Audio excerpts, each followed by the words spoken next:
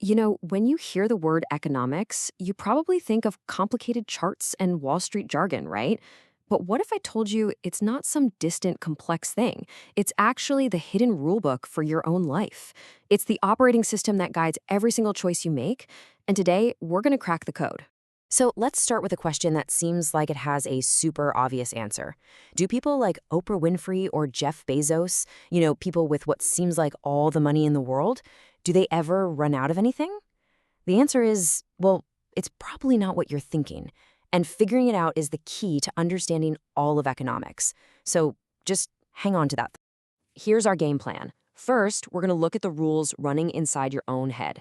Then, we'll zoom out and see how all of our choices crash into each other and create this bigger system. And finally, we'll take that 30,000-foot view to see how the whole thing really works. All right, first up, you. These next four principles, they're basically the internal logic that guides every single thing you do, from deciding whether to hit the snooze button one more time to making a huge career change. And here it is, the big one, the absolute bedrock of it all. Every single day, you are forced to make choices. You just can't have or do everything you want all at the same time. You gotta pick one thing over another. And why is that? It comes down to one simple, unavoidable truth: scarcity. And look, when an economist says resource, they're not just talking about money. They mean your time, your energy, your attention. All of these things are finite. They're all scarce. You've only got so much of them to go around. Okay, so if we're all being forced to choose, how do we actually measure the cost of something? Well, that leads us right to principle number 2. Every decision you make has a kind of hidden price tag, a ghost of the road not taken, and that is its true cost. So the really crucial thing to get here is that opportunity cost is not just about the money you spent. Let's say you spend an hour playing a video game. The opportunity cost isn't zero. It's the hour you could have spent studying, or at the gym, or even just sleeping. It's the value of your next best option. This is just a perfect real-world example. For someone like Mark Zuckerberg, the tuition at Harvard, that wasn't the real cost of staying in school. No way. The true opportunity cost was every single hour he wasn't spending building what would become Facebook. He knew that the thing he was giving up, that next best alternative, was worth way, way more than a degree. Now, most of our decisions aren't these huge all-or-nothing moments like dropping out of college. Most of the time, we're deciding on smaller stuff. It's not usually, should I study at all? It's more like, should I study for just one more hour? This is what economists call thinking at the margin. Yeah, there's a technical term for it, marginal analysis. But really, it's just the study of these little bit more or little bit less decisions. And you're doing this constantly, probably without even realizing it. Should I have one more slice of pizza? Should I watch one more episode? That's you doing marginal analysis right there. So what's actually driving all these marginal decisions? What's pushing us to choose a little more of this or a little less of that? Well, it all comes down to incentives. This might be the single most powerful and predictable force in all of human behavior. We are just hardwired to move towards things that reward us and away from things that don't.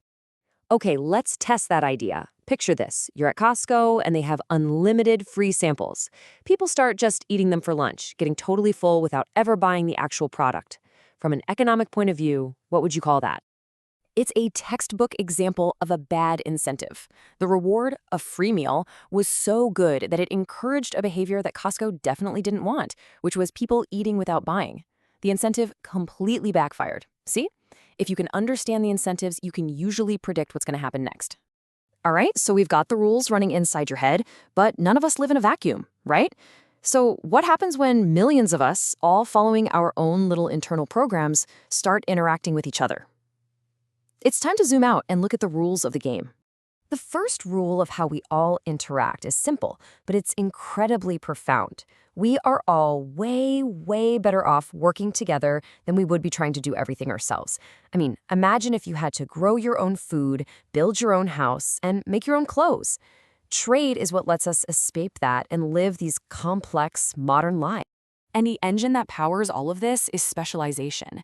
It's the idea that the cook cooks, the pilot flies the plane. When everyone focuses on what they do best, the whole system just becomes unbelievably productive. A fast food chain is a perfect, everyday example of this principle firing on all cylinders. So when you get millions of people all trading and specializing, a system emerges.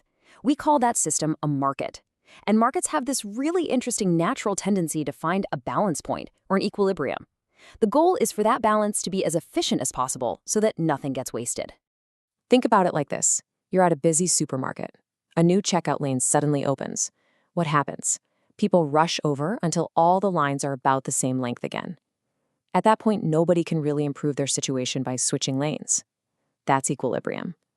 Markets are doing this constantly with prices, with jobs, with everything. But this whole efficiency thing leads to a huge classic debate. Think of the economy like a big pizza pie.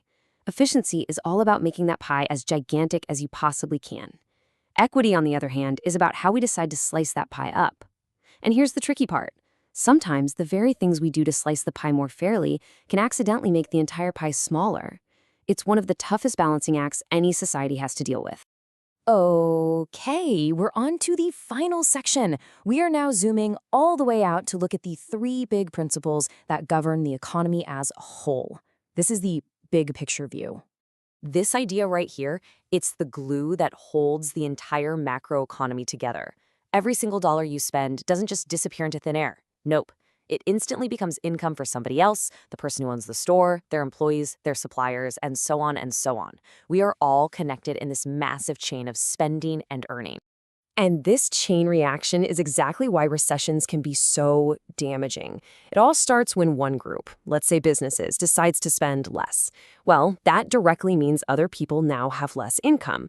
So what do? They have to spend less too. And that kicks off this vicious, negative ripple effect that can lead to layoffs and a full-blown economic crisis. So you can see how this whole system can get out of whack. If overall spending in the economy drops too low, you get a recession. If it gets too high, you get inflation. And this is usually where governments try to step in to try and adjust that total level of spending. But in the long run, real growth doesn't just come from spending more. It comes from getting better at producing things. It's about increasing our country's economic potential over time. Which brings us right back to where we started, back to Oprah and Jeff Bezos. Do they face scarcity? Yes, absolutely they do. Their scarce resource might not be money, but it's the one thing nobody on Earth can buy more of: time. With only 24 hours in a day, they still have to make choices. They still face opportunity costs. And that proves that the very first, most fundamental principle of economics really does apply to every single one of us.